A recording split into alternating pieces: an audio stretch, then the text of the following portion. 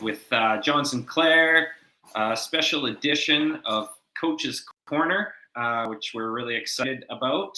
And today we're going to talk a little bit about our Parkinson's program and today's launch. So welcome. Welcome, everyone. Dan, good to see you as always, my friend. Absolutely.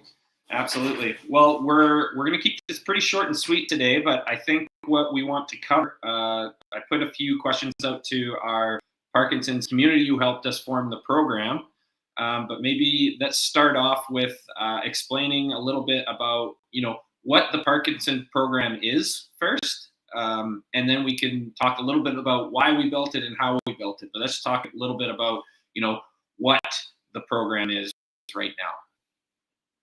So what we did is we built a program that is very movement eccentric, I guess you could call it, driven around the idea of if I can improve better motor control and give you a opportunity to overcome some of the challenges that you have day to day by providing a toolkit, then we will be able to, I think, and this is what we're so excited about, what we're measuring and playing around with in the programming, is be able to improve your day-to-day functions. And so we have two different parts to our Parkinson's program. The first part is a daily dose program, which is small prescriptions given to you based on how you're currently feeling.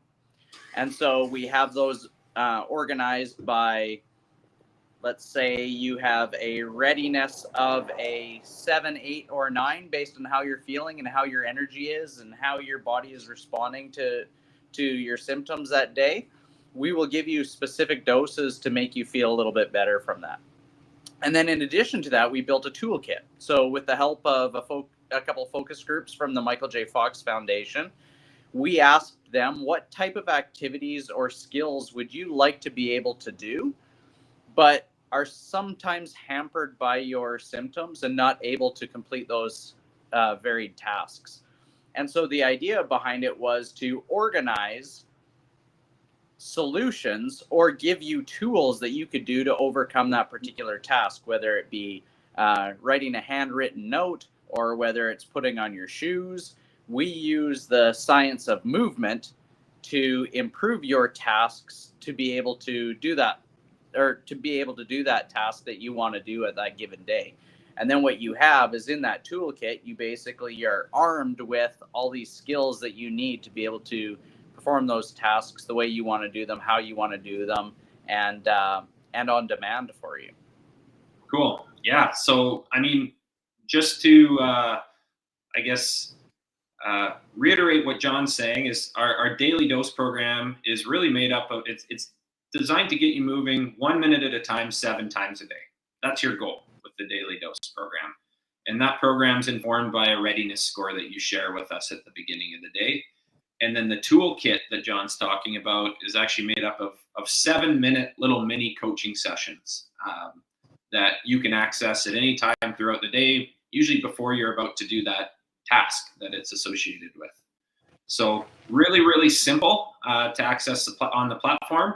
And your whole goal with 7 movements, and we'll get into a little bit this about why we built it, John, is really just to break up all those prolonged sedentary periods of your day and get you up and moving, even if it's just for a minute. I know my dad's really loving that with the 7 movements platform.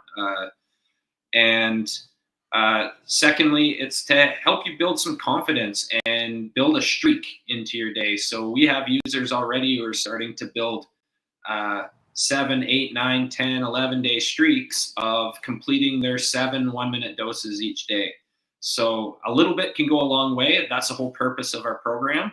But why did we build a focused program for people with Parkinson's? And I think for me, it was sort of twofold. One was obviously my dad was diagnosed with Parkinson's, so it caught my radar right away of like, okay, how do I give my dad things that he can do that are going to bring him, a positive experience in his day, as well as just keep him moving and functioning really well.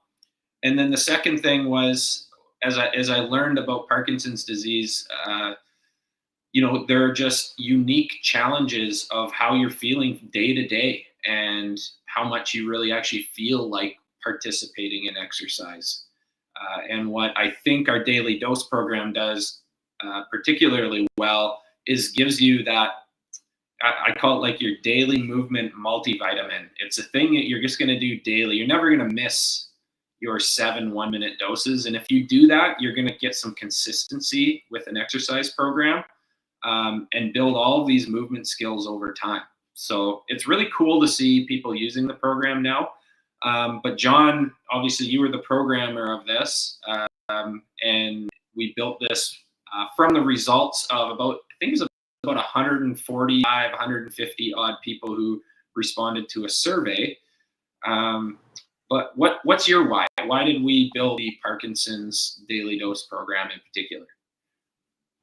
Yeah, I think when we lean into these disease-related specific programs, what I'm starting to find is that in all the years of working with folks that are hampered by a particular disease, and specifically Parkinson's, is that there's not really a lot of things that are out there specifically for them. We just kind of lump them in with everybody else. And while that's great because it gives you that sense of community, oftentimes it's too much for people. And so just like we've said, that the idea of microdosing movement specifically to help people with Parkinson's is really about just helping them breed confidence, but getting them to have some success in movement and be able to tolerate the stresses that they have to go through, right? And so, I don't like trying to say that this movement will be a cure. All it is it's using movement as a tool to make you feel better in that moment. And sometimes that's all we need, right? It's just, I need to feel like I have some control over what's going on in my body. And so I can use movement as a tool to be able to do that. And that's really why I kind of wanted to lean into this, is that what are things that we could do to make your dad feel like he's being successful today, right? And the behavior part of it is just, it's the rewarding part that is, although we track it extrinsically, it's truly an intrinsic reward that happens, is that, they do the movement, they feel a little bit better, and then they can go on with the rest of their life. So they don't feel like, oh, I have to do an exercise for 60 minutes and then it wears me out so much that I can't do anything else for the rest of the day, or wait for my medications to kick in to normalize me. So that's what I wanted to contribute to this project was, how could we find some solutions that just make you feel better by us controlling the narrative of what that communication breakdown is of their nervous system. Right. So what would you say, John, are some of the unique challenges that Parkinson's patient might, or someone with Parkinson's disease might have as it relates to exercise? And then how is 7 Movements trying to solve for some of those challenges? I think one of the things I've experienced in working with people with Parkinson's is that their motor control is affected. So whether it be a tremor or their balance or any kind of stabilizing part of the exercise just doesn't really feel fluid for them. And so what we wanted to do is be able to give them simple little things that they could do that would allow them to be able to be a little bit more fluid, but also have control over that tremor. So, for example, when we grab onto an object, you have control of that object, as opposed to trying to move your arm in time and space. One of the things that I've found is that if I do something that has more of a sensory stimulus, so if I'm clapping my hands or clapping my body, then that's one way that we can control the input, so that when that input comes into the body and the nervous system identifies with that input, it helps by bypassing the delay, the critical delay that's happening from the output, the brain sending signals to the muscles. And the other part to it that I found is that oftentimes when we think of exercise and people that have had experience with exercise, they're expecting the same outcome from that particular movement, right? So if we did like a rowing exercise, they're expecting their arm to follow the path that it normally should. And the challenge is that, well, if I have a tremor, then I have to kind of get the task done any which way I can without actually having that tremor in mind, and then it becomes frustrating. So what I've found is that as we get further into a training program, that's when these symptoms start to be even further exacerbated. So the fact that we do them in shorter doses builds movement confidence, aids in hampering that critical delay, and then is very task focused, so that we match our hands with our brain. We start to move with specific purpose in mind, but we're allowing gravity and ground reaction force to be the thing that's kind of dictating the movement, as opposed to a particular tool or a particular exercise to have to look a certain way. So that was kind of like the impetus for how I feel we could build a program that would be beneficial to somebody, is because most people aren't like us that live to be in the gym. They have other things that are going on that are really important in their life. So if we could give them something to make that part of their life feel more normal, then to me, that's a win. And we can use movement to enhance skills that don't look like exercise, right? Totally. Well, and what's really interesting, some feedback I got very recently from some folks on the platform, is the fact that they're doing 7 unique skills each day. We call them movements, but they're doing those skills, and that's 49 a week, 200 a month. That's a lot of variety of skills that you're doing over and over again in repetition and building towards mastery. And they've really discovered, by week 2, 3, even 4, that all of a sudden some of the movements that were a little more challenging the first time they did them, the 3rd, 4th, 5th, 6th time they've done them later on in the month, now they're feeling more comfortable. So it's just a really interesting way to get people to build new skills, get a huge variety of movement in. It might even supplement some of the other exercise programs that they're participating in. So I'm excited about this program. I'm very excited about it. Our mission at 7 Movements has always been to make exercise and movement just more accessible and inclusive for everybody. This was a population that we identified as someone who's sort of left out of the conversation sometimes when it came to exercise design.